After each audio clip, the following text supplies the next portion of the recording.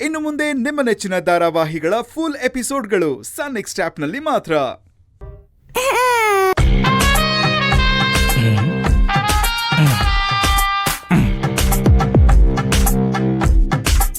ಈ ರೀತಿ ಚಿಲ್ರೆ ಕೆಲ್ಸ ಮಾಡೋರು ಯಾರು ಅಂತ ನನಗ್ ಚೆನ್ನಾಗ್ ಗೊತ್ತು.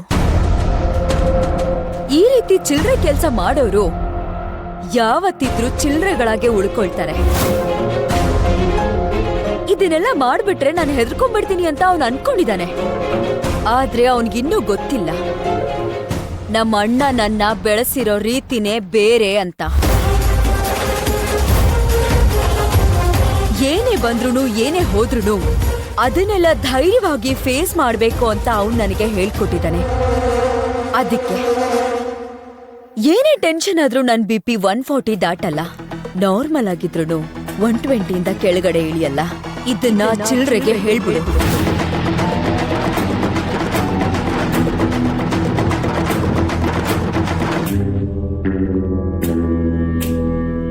ಸರಿ, ನಾನು ಆಮೇಲೆ ಫೋನ್ ಮಾಡ್ತೀನಿ. ಏನು ಟೆನ್ಷನ್ ಇರೋ ಹಾಗಿದೆ? ಇಲ್ಲ, ಹಾಗೇನೂ ಇಲ್ಲ. ಅಲ್ಲ, ವಿಷಯ ಏನಂತ ಹೇಳಿದ್ರೆ ಅದನ್ನ ಸಾಲ್ವ್ ಮಾಡಬಹುದು.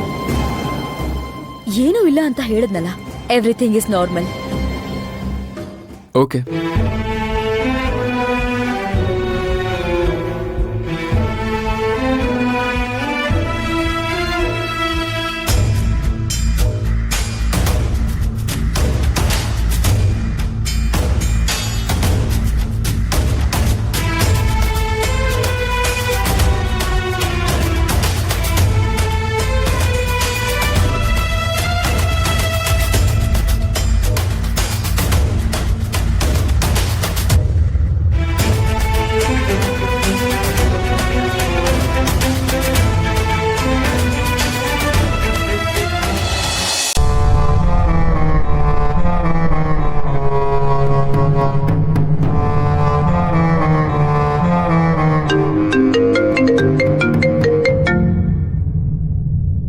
ಹೇಳು ಮೀನನಾಥ್, ಏನಾದ್ರೂ ಒಳ್ಳೆ ವಿಷಯ ಇದೆಯಾ?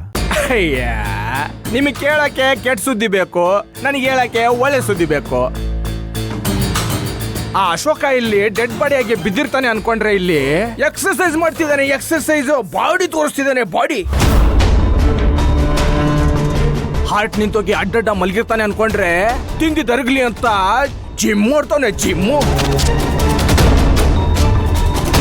ಮತ್ತೆ ಆ ಮಂತ್ರವಾದಿ ಆ ದೆವ್ವದ ಬಗ್ಗೆ ಅಷ್ಟೊಂದು ಬಿಲ್ಡಪ್ ಕೊಟ್ನಲ್ಲ, ಅದು ದೆವ್ವ ಅಲ್ಲ, CCTV ಕ್ಯಾಮ್ರಾ. ಇಲ್ಲಿ ನಡೀತಿರೋದ್ನೆಲ್ಲ ನೋಡ್ಕೊಂಡು ಸುಮ್ಮನೆ ಕೂತಿದೆ ಅಷ್ಟೇ.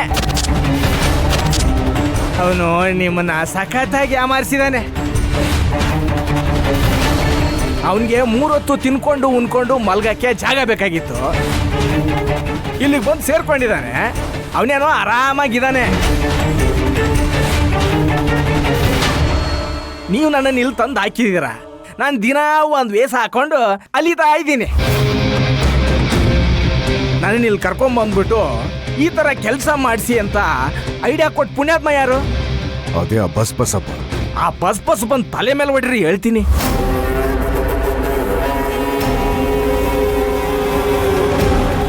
ಅವ್ರಿಗಿನ್ನೂ ಗೊತ್ತಿಲ್ಲ ನಾನೇ ದೊಡ್ಡ ದೆವ್ವ ಅಂತ.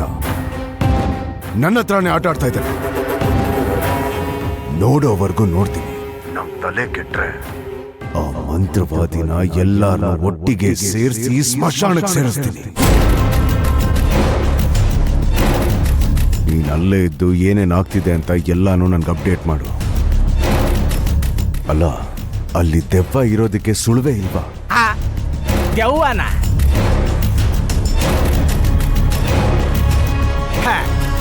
ಏನೂ ಇಲ್ಲ. ಆ ಮಗು ತನ್ನ ಪಾಡಿಗೆ ತಾನು ಆಟ ಆಡ್ತಿದೆ. ಅವನು ಅವನ ಪಾಡಿಗೆ ಅವನು ಜಿಮ್ ಮಾಡ್ತಿದ್ದಾನೆ. ಎಲ್ಲರೂ ಅವ್ರವ್ರ ಕೆಲಸ ಮಾಡ್ಕೊಂಡು ಆರಾಮಾಗಿದ್ದಾರೆ. ಸರಿ, ನಾನು ಆ ಮಂತ್ರವಾದಿನ ವಿಚಾರಿಸ್ಕೋತೀನಿ. ನೀನು ಅಲ್ಲೇ ಇದ್ದು ಏನೇನು ನಡೀತಿದೆ ಅಂತ ನನಗೆ ಅಪ್ಡೇಟ್ ಮಾಡು. ಸರಿನಾ? ಆಯ್ತು ಬಿಡಿ ಬಾಸ್, ಮಾಡೋಣ. ಅದೇ ಕೆಲಸ ಅಲ್ವಾ, ಇನ್ನೇನು.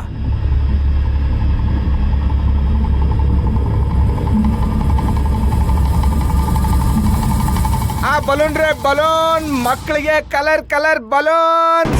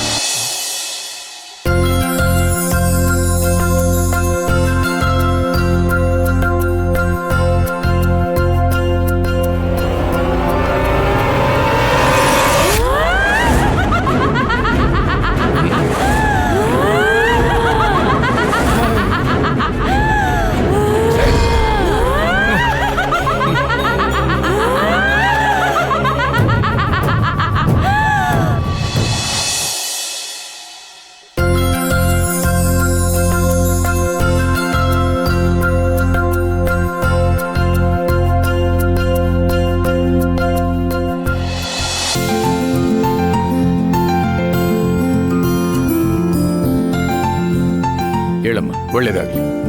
ಕೂತ್ಕೊಳ್ಳಿ. ಅಮ್ಮವ್ರೆ ಗುರುಗಳು ಬಂದಿದ್ದಾರೆ.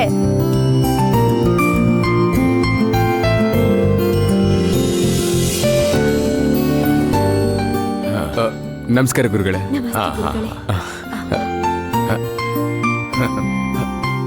ಆಯ್ತಾಯ್ತು. ದೀರ್ಘ ಸುಮಂಗಲಿ ಭವ, ದೀರ್ಘಾಯುಷ್ಮಾನ್ ಭವ. ಗುರುಗಳೇ, ಯೂಶಲಿ ಗಂಡ ಹೆಂಡತಿ ಇಬ್ರು ಒಟ್ಟಿಗೆ ಸೇರಿ ಕಾಲಕ್ಕೆ ಬೀಳ್ಬೇಕಲ್ಲ?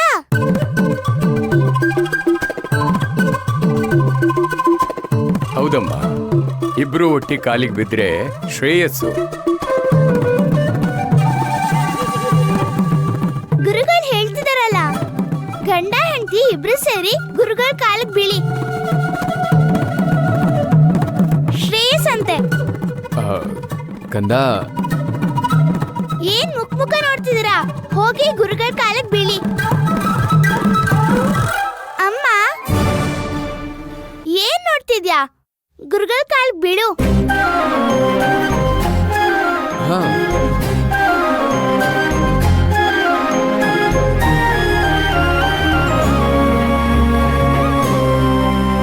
ಶ್ರೇಯೋಭಿವೃದ್ಧಿರಸ್ತು.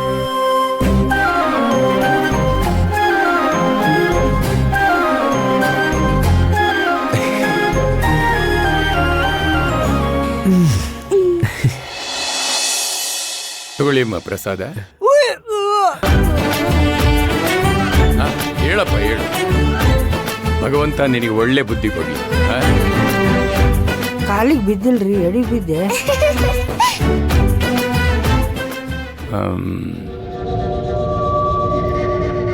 ನೋಡಿ, ಈ ಮನೆ ವಾತಾವರಣ ಯಾಕೆ ಸರಿಯಾಗಿ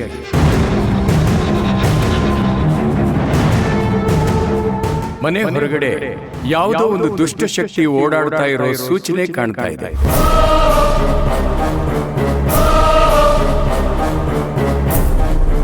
ಇದರಿಂದ ನಿನಗೆ ತೊಂದರೆ ಆಗೋ ತರ ಕಾಣ್ತಾ ಇದೆ.